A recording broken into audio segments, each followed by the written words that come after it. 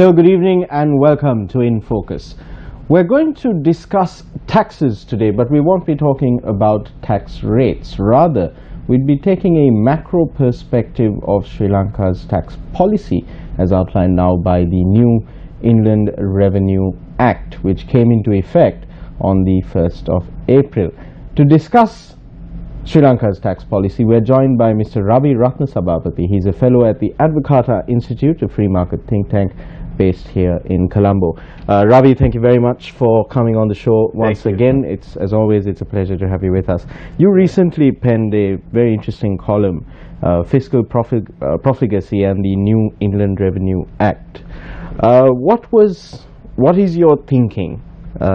Very briefly, like if you had to sum it up in 30 seconds, what is your thinking of Sri Lanka's tax policy now from a macro perspective? Right. What we have had up to now has been a very ad hoc, very uncertain sort of tax regime.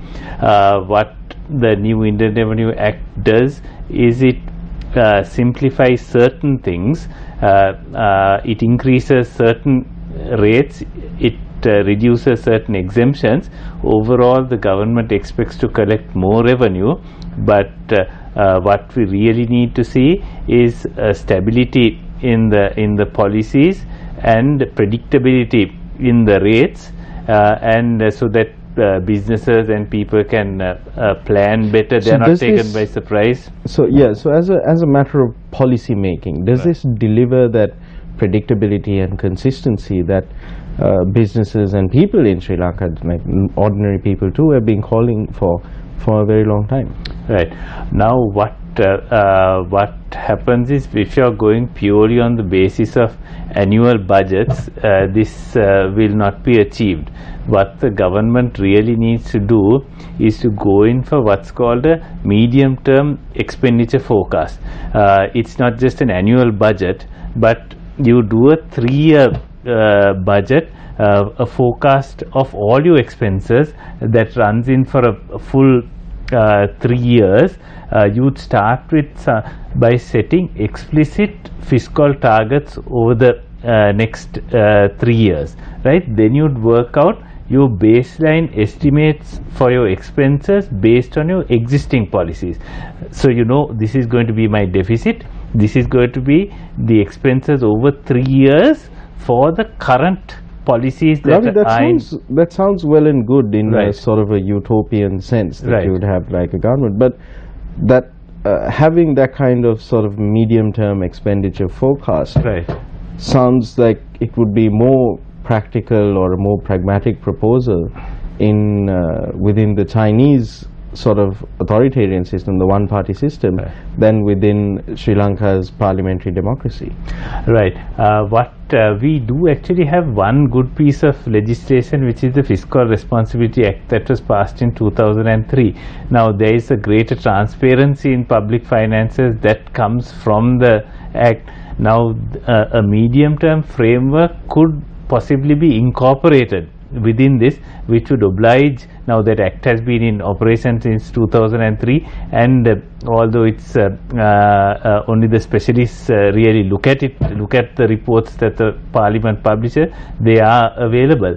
So if we incorporate a medium-term framework within this, then the government would comply as they have with the disclosure requirements under this act. So that's a possibility, and that's actually the only really sensible way out, because most sensible government, you don't wait for the end of the year and then say, okay, what do I need to spend, and then collect all the expenses and then say, goodness me, I don't have the money, let's go find some way of raising the money, and that's why you get all this last minute panic sort of taxation that throws everybody off. What you need is, this is my revenue, I've got that plan, this is the maximum budget deficit that I have, this is what my policy is. I don't need to think of the next year, I need to think of the next 3 years, what's it going to cost. Then we go and see where are we going to if there's a new policy to be introduced, okay, within those expenses, how do I cut something to incorporate this? Because now the complaint is that the new Indian Revenue Act does in fact raise additional revenue for the government.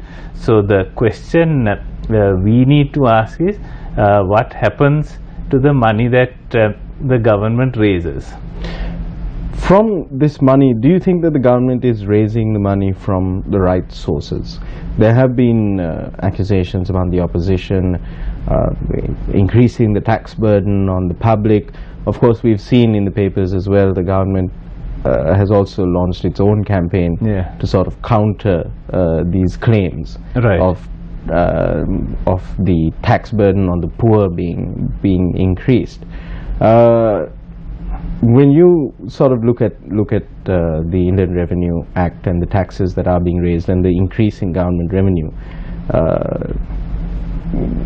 where is the majority of that money coming from? If we look at the Act, most earners below 100,000 won't pay very much additional tax. It's in terms of income tax, it's above that rate that the higher rates start kicking in. Businesses will end up paying more. Their interest is being taxed, dividends are being taxed, capital gains, although property has been put off, capital gains is on the cards. There's certain businesses that enjoyed rates of 10% and 12%. These have been moved to either 14% or to 28%. So businesses that were enjoying special tax rates are going to find that they're going to have to pay a lot more. Certain exemptions that were available to, for example, debenture funds which were tax exempt, those will be taxed. So overall it will be medium and large scale businesses, although some smaller businesses are also going to be affected by withholding taxes by ESC. It tends to fall fairly heavily on businesses, so that's it's a question of policy. Okay, who do you really tax? So in this instance they've chosen to tax more on the businesses and certain areas that were relatively untaxed. But it's a question of how do you really want to who do you really want to tax? The thing is, the government needs the revenue if they are going to spend this much money. Government expenditure has quadrupled in the space of 12 years, from 584 billion to 2,200 billion. So we need to ask, really, what are you spending it on?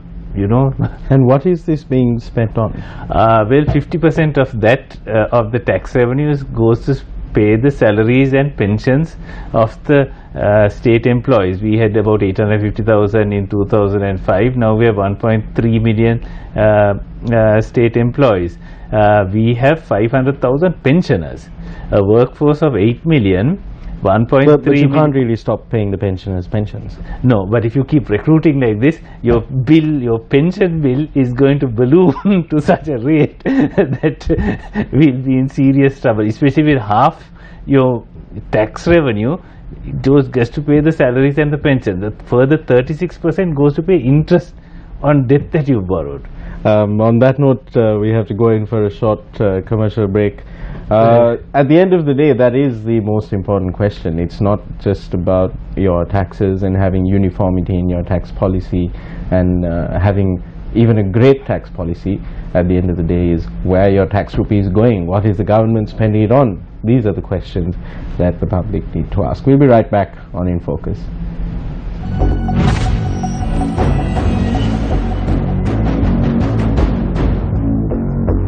Welcome back to In Focus. We're in conversation with Mr. Ravi Ratnasabapathy of the Advocata Institute. We're discussing tax policy.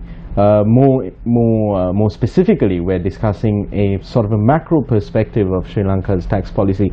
Ravi, when we left off, we were talking about how it's important for the public to really look at where the government's tax revenue is being what it is being spent on. You also mentioned a very interesting statistic that government expenditure has sort of quadrupled in the space of 12 years. Yes. Where are our tax rupees going? Right. The government has become one of the largest employers. Let me rephrase the question. Where is it being wasted? Okay, it's being wasted everywhere. If you look at the COPE reports, you'll find that the State Pharmaceutical Corporation has, over a space of about 6 or 7 years, managed to spend ₹1 billion on expired, unfit drugs, which there are about 800 million of which have been distributed in the free hospital healthcare service. About 200 million of this has gone through the Osusala. This is what was revealed in the COPE report. You will find numerous malpractices happening at the JEDB, where they've leased out property at below market rates, not collected rents on what they have let out. The JEDB has unpaid EPF, ETF liabilities. They've got unproductive estates. They're paying some sort of salaries on that, but they're not paying the required EPF, ETF. There's 500 million of unpaid EPF, ETF liabilities at the JEDB. There's if you just go through the rather lengthy COPE reports, there's it's quite shocking at the extent to which malpractice has been revealed to that committee. So if they tighten up, what is important is the quality of the spending. It's not just a question of spending money, but are you really delivering something of value? So there's lots of malpractice that is going on, and there is an urgent need to review government procurement and overall government spending. Then there's of course the famous issue of our loss-making state enterprises. I think Lanka had lost $100 million or something. We are losing count of the number. They also had one of the most profitable months recently. Well, their turnover was high. I don't know about the bottom line. So, but there are many others subsidized. The CWE or the Laksatusa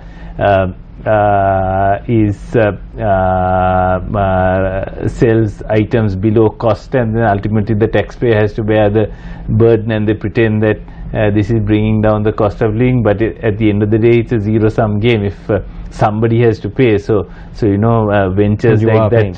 Yes, and this is what you see in the Indian revenue, the tax rate. If you want to run a lot of unviable state businesses, then you've got to be prepared to pay for it. But where can you even begin to change sort of a system of just throwing money around on unproductive or even unnecessary government ventures, when that is very much ingrained in the system? So where can you even begin to change it? Yes. Do you change it through legislation, and within our current political system, can it even be changed? The only practical way to do it is to reduce the level of activity. If we assume, just for the sake of they're spending 2,000 billion rupees, right? If they're stealing 30% of that, that's a loss of 600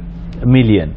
If you cut your total expenditure to 1,000 billion, which is half that, they will only be able to steal 300 million if the rate of corruption doesn't change. So without actually doing anything to alter the rate of corruption, simply by reducing the opportunities, by reducing the level of state procurement, by the level of state spending, then you can. So you must ask yourself, there are 4 different authorities handling the gem and jewelry trade. Why do you need all this? There are 5 different ministries that are involved in education. Do you really need that? There are 2 institutes of higher education involved in Pali and Buddhist studies. Now, Pali and Buddhist studies might be a very worthy cause, but do you need to have two different universities to do this? You might have the teaching staff might be different, but if you consolidate the two together, all your administration, your rent, your electricity, all of that can be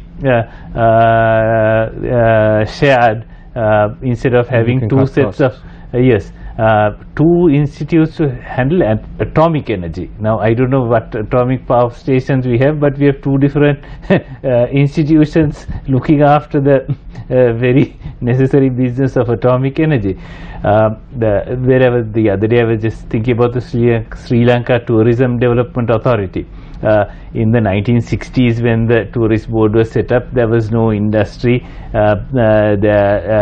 Perhaps some state support was needed, but now do you really need to spend state money to support the hotels of John Keel's, of Aitken Spence, of Jetwing? But that's a relatively unfair observation. I mean, if you look at even regionally, tourism, Thailand, Malaysia, even more developed nations like Australia and New Zealand, they do have very active government-supported tourism promotion agencies that do a lot of promotion overseas. Right.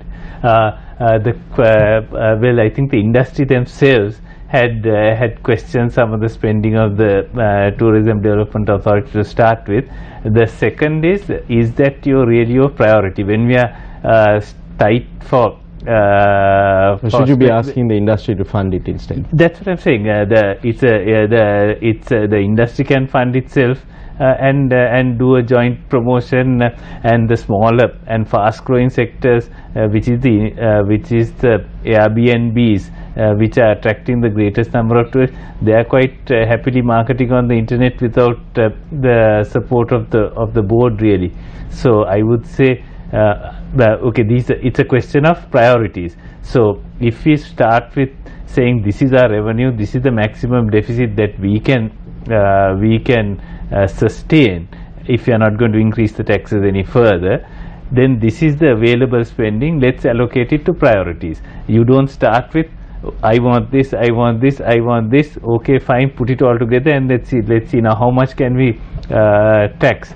And the approach has been tax what you can and then borrow the rest. But the real burden of government spending, of government on the population, is the spending. Borrowing is simply taxation postponed. So what happens is you will have to pay it back with interest, and what you can't borrow, you print, which is what you see with your rupee depreciation. Thank you, Ravi. On that note, we're going for another break. Very interesting thought there. Borrowing is simply taxation postponed. We'll be right back. This is Newsfirst in Focus.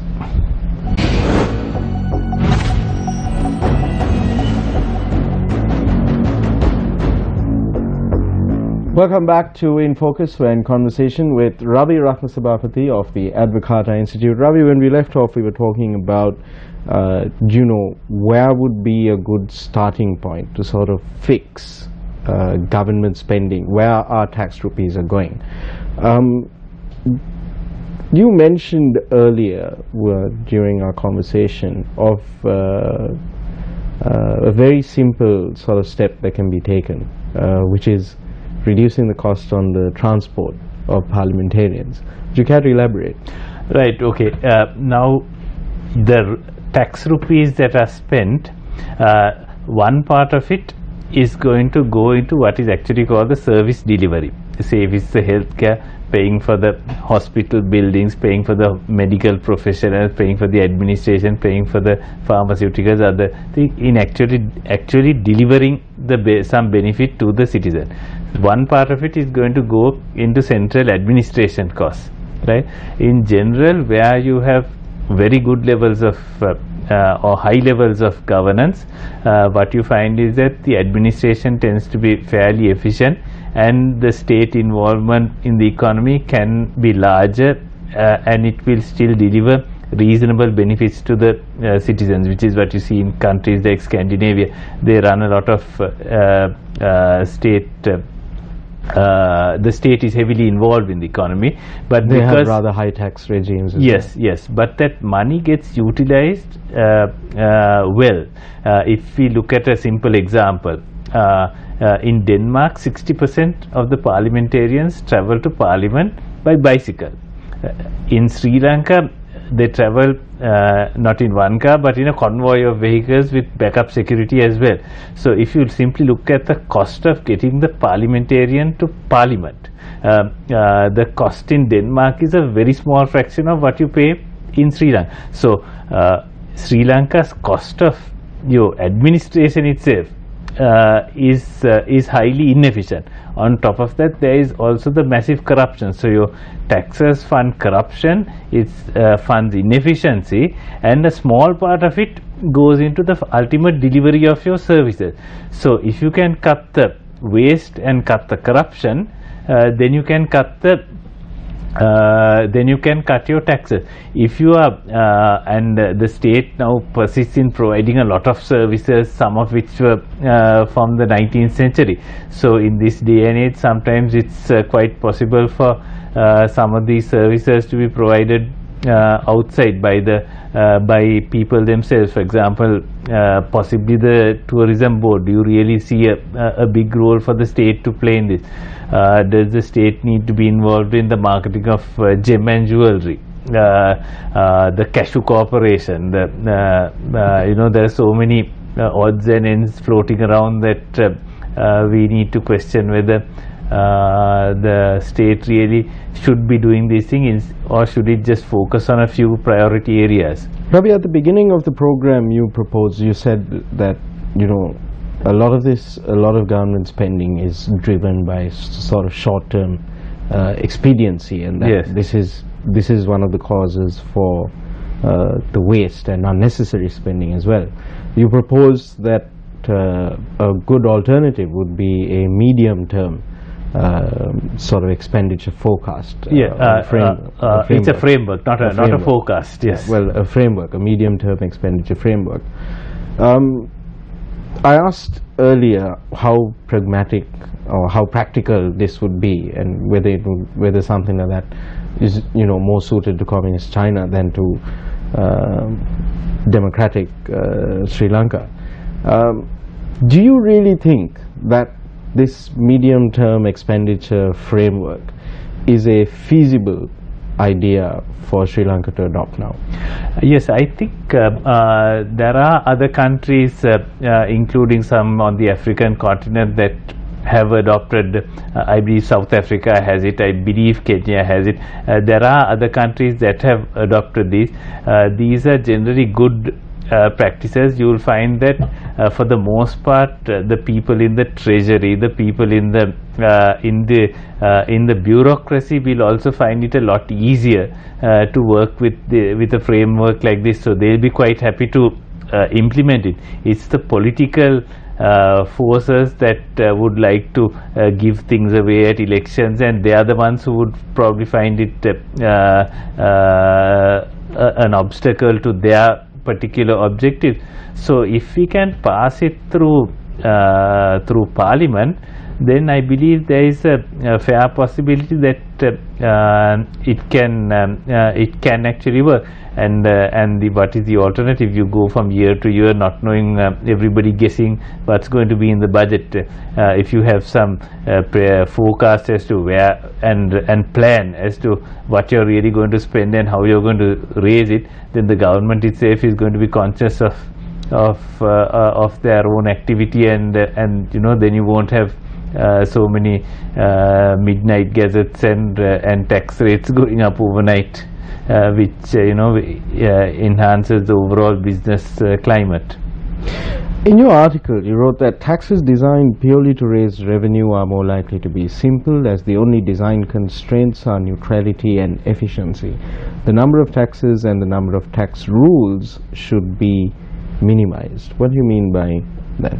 Right. If we what happens is we have taxes that people are trying to change the behavior of consumers. For example, we have very high taxation on tobacco, very high taxation on alcohol. Now both these are taxed all over the world. The question that some have asked is, if you raise the taxes too high on the basis that you're trying to prevent smoking and consumption, your tax collection may not grow as fast or may actually drop, because it gives an incentive to smugglers and black marketers to operate. So because of a policy of focusing on people's consumption habits, we have moved away perhaps from a revenue-based focus. So in trying to, we have seen a new tax on sugar. So when we add complexity to the system, we might be moving away from a principle of collecting revenue. So while there is a case for taxing certain items with low elasticities, there might we need to also bear in mind the need to raise revenue. And if we are, by raising the tax rates too high, creating black markets, that's that everybody loses out, because people are going to be drinking kasipu and all sorts of adulterated stuff, possibly posing a serious health risk, and the government isn't getting any revenue also. So that's a concern. Ravi Ratnasabapathy, thank you very much for joining us on Biz First in Focus. As always, it's been a pleasure having a conversation with you. I'll leave our viewers today with Ravi's conclusion in his article. He says, unless the public holds the government accountable for its expenditure, we will see a never-ending spiral of spending and taxes. So really, at the end of the day, what the government prioritizes and what they spend money on is up to you. Good night and good luck.